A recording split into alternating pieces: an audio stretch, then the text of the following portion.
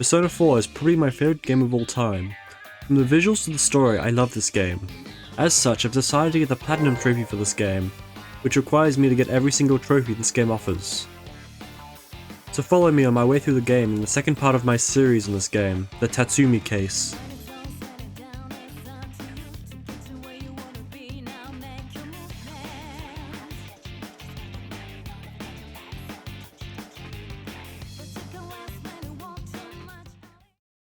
Following up on what happened last time, of which you can watch here if you want to, we continue building up social links going towards the Legend of Inaba trophy, one of these social links being Marie, who we take to the electronics section of June S.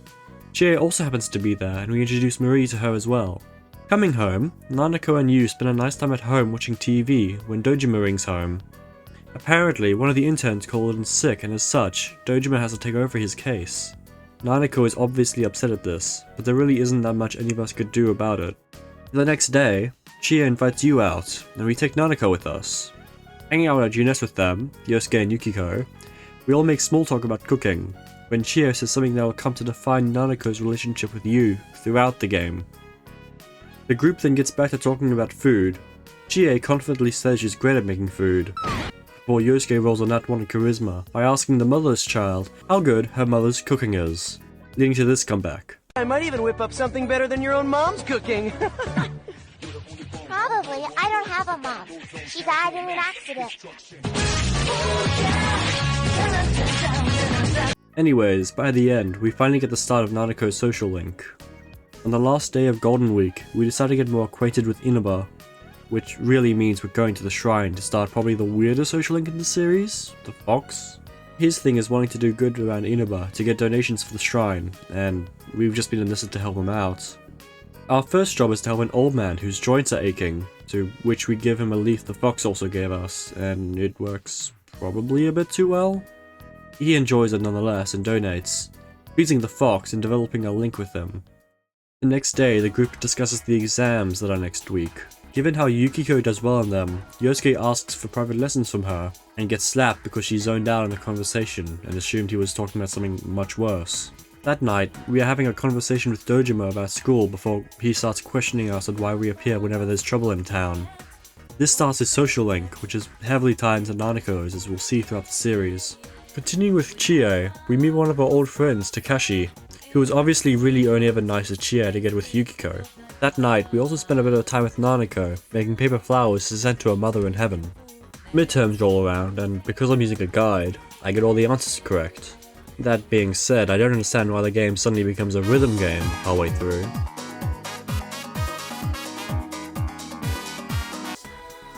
Anyways, the best part is that our grades get posted for all to see, so we'll be able to see just how screwed Yosuke is. During this conversation, we also listen in to some other guys talking about a biker gang on the other side of town. The group discusses this, given it's been terrorizing the town at night, and the conversation moves to a kid in first year who seems related to them, but Yosuke questions if he really was involved. We then have a lovely session in drama club before random NPC number 5 comes from right and tells Yumi that her mother's collapsed. It turns out that Yumi's father, who abandoned her, was the real one who was in hospital, and that Yumi still hates him for leaving them. The next day, we catch Adachi slacking up at June S, so we have a little bit of a chat with him. Yo, hey buddy. I got some turpentine, some wax, and some high-gloss boat paint. This shit is really expensive. Plus, we gotta fill that thing up with gas. I know, man. We gotta pop by the department store, pick up the mattress. And I wanna get a nice one, too. You know, The what? The mattress? What do we need a mattress for? What do you mean, what do we need a mattress for? Why in the hell do you think we just spent all that money on a boat? The whole purpose of buying the boat in the first place was to get the ladies nice and tipsy topside so we can take them to a nice, comfortable place below deck and, you know, they can't refuse because of the implication. You had me going there for the first part. The second half, it kind of threw me. Well, dude, think about it. She's out in the middle of nowhere with some dude she barely knows. You know, she looks around her, what does she see? Nothing but open ocean. There's nowhere for me to run. What am I gonna do, say no? Okay, that seems really dark. No, it's not dark. You're misunderstanding me, bro. I think I am. Yeah, you are. Because if the girl said no, then the answer obviously is no. No. But the thing is she's not gonna say no. She would never say no because of the implication. Now, you've said that word implication a couple of times. What implication?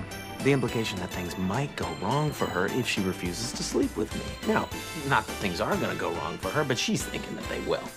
But it sounds like she doesn't want to have sex Why aren't you with understanding I this? don't... She doesn't know whether she wants to have sex with me. It's that She that's doesn't not know? the issue. So Are you she gonna could be? hurt women? I'm not gonna hurt these Oh, women. okay. Why would I ever hurt these women? I don't I know. feel like you're not getting this at all. I'm not getting it. God damn. Well, don't you look at me like that. You certainly wouldn't be in any danger. So they are in danger. No one's in any danger. How can I make that any more clear to you? Okay, it's an implication of danger.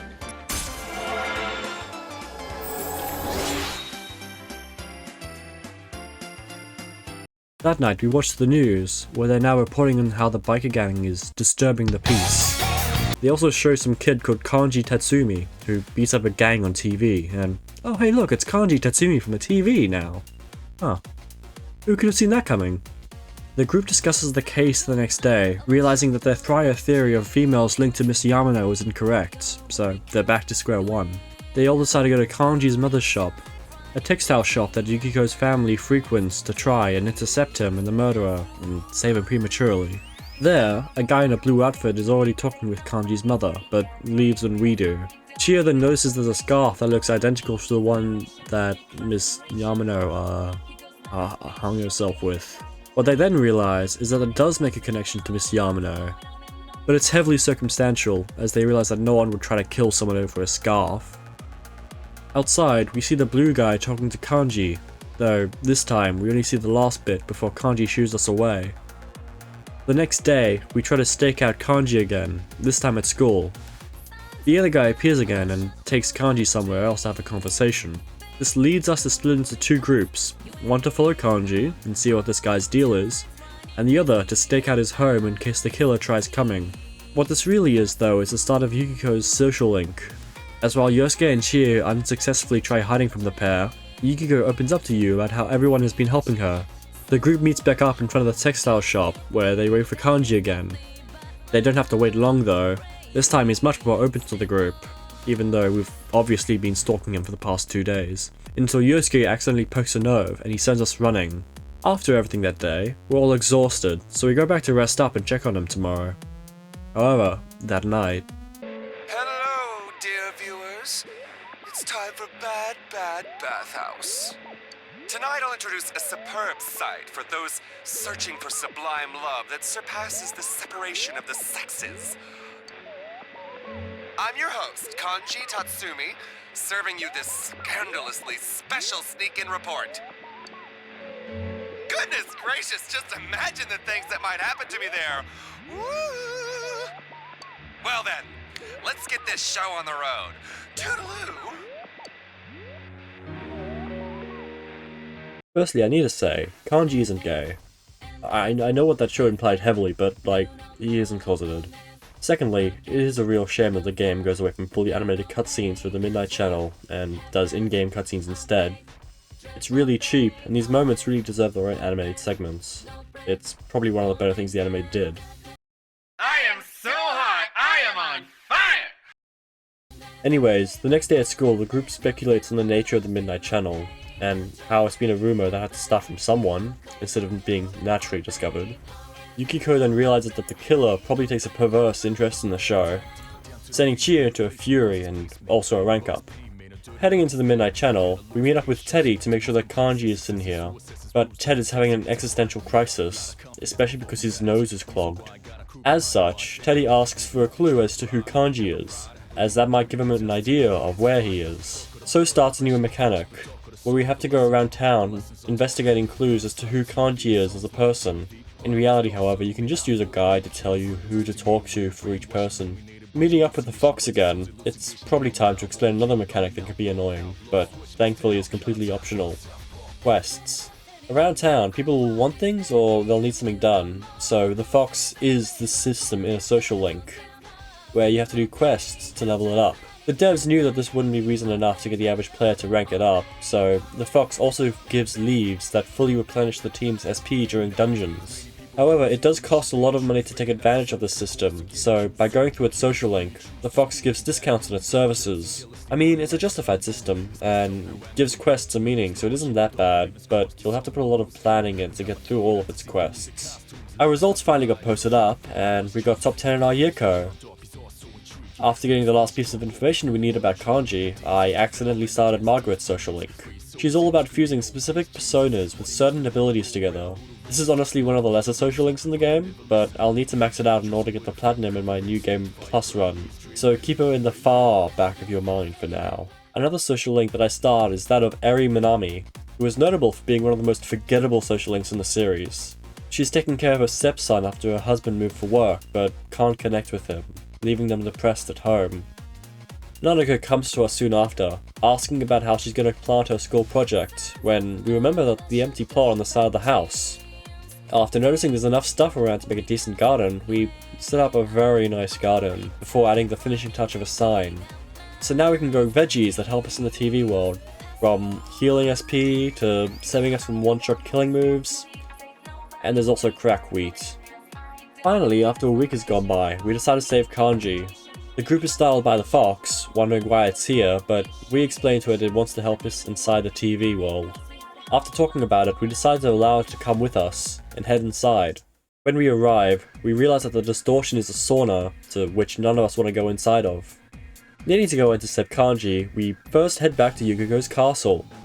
Remember when I was talking about those quests? Well, this is the main way to get those items needed to turn in those quests, often having us backtrack to prior dungeons to get. It can be annoying depending on luck, as you need to defeat certain enemies for certain items, but luckily none of these are necessary, not even for any fox quests. Quite luckily, I was able to get these done pretty quickly, but while grinding for these, I also managed to get Skilled Commander for doing 50 all-out attacks, and Tactical Fighter for hitting 100 enemies' weaknesses. They are kinda generic unmissable trophies, but it's good I got them anyway. After dealing with the castle, we head into the bathhouse. If you remember my last video, you'll know that I hated it because of how tight it was to get both the levels 18 and conserve enough SP to get through the boss at the end. The bathhouse luckily eases off that front due to the fox. Thanks to the fact that it can heal your SP fully, on top of gardening giving a steady source of SP, means that it's easy to get to the end. To add to that though, the guy doesn't have a level restriction, so I could just get through the floors and be done with it. Getting to Kanji, and we get an insight into his life. Because he loves things that others see as girly, he's taken on this manly persona and only hangs out with guys because he's found girls to be degrading. Kanji, denying it, gets knocked out and we fight his shadow. Shadow Kanji is a real heavy hitter, especially thanks to his two bodyguards, one buffing and the other one attacking. This is also the section where Yosuke starts showing his cracks. As he is unable to target either of the guy's weaknesses and is easy for knockdowns, he doesn't really serve much purpose in this fight. That being said, Yukiko is an amazing addition to the team.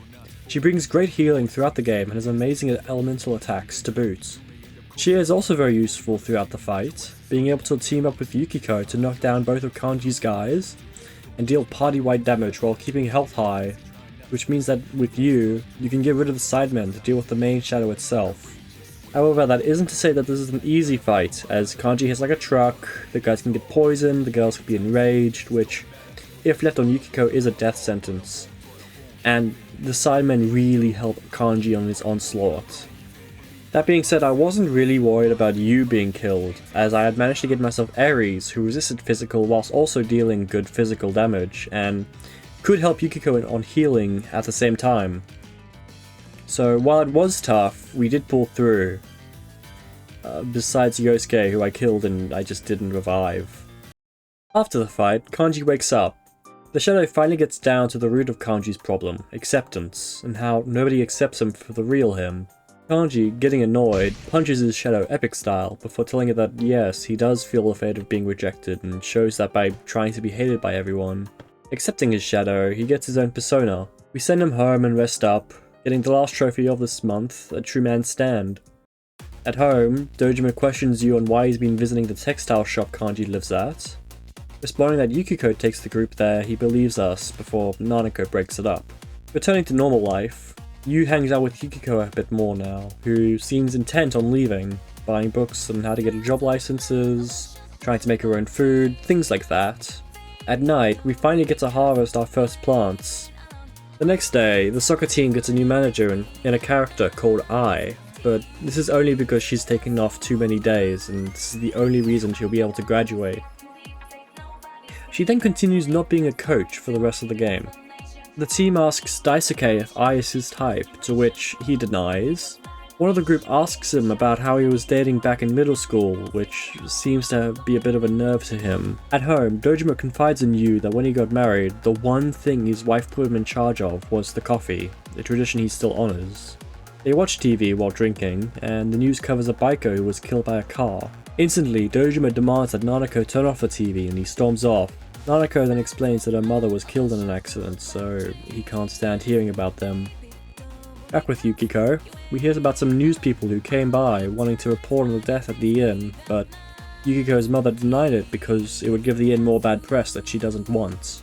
We go to drama practice to find that Yumi isn't there, as it turns out that her mother collapsed from exhaustion. Yumi then decides she's going to quit drama and get a job to support her mother, even though she already has all of her lines memorized. Soon after, we get the news that the fog is rolling over town soon, but since we've saved Kanji, we have nothing to worry about. Finding Adachi at night, he complains about not having a good meal since all the stores closed too soon for him to get something. The woman who was in danger comes by offering dinner, but since Adachi doesn't like the food she cooks, he claims he's going to dinner with Yu. Once she is gone, we ask if he actually wants to come by for dinner sometime. On the 6th, Kanji comes by to thank us for saving him. We question him on who the boy he was talking with was, and what happened after we left him the second time. He doesn't really have a good response to either, but starts opening up about himself and why his dungeon was the way it was. After questioning our intentions, he decides to join us and figure out who the killer is to make them pay. Taking him to Juness, we explain how the TV world works. He doesn't quite understand how the TV world works from us just telling him, although he pulls out a bit of information about when the Midnight Channel's shows first came on, and the team realizes that the people are showing up on the Midnight Channel because they showed up on TV beforehand, though they still don't know how that's correlated. Moving on from that, the group discusses the school campout this next week. Finally, they head off into the TV world to introduce Kanji to Teddy and get him acquainted with it. After more shenanigans with Kanji, we break off, ending the Tatsumi case. And on that note, I want to thank you again for watching this video. This is part 2 of a series on Persona 4 Golden, going over my journey for the Platinum, so if you've gotten to this point, you may as well subscribe. It would help me out a lot. I'm also planning on releasing more than just Persona soon, but this is more of a priority for me at the moment. Again, thank you for watching to the end, and have a great day.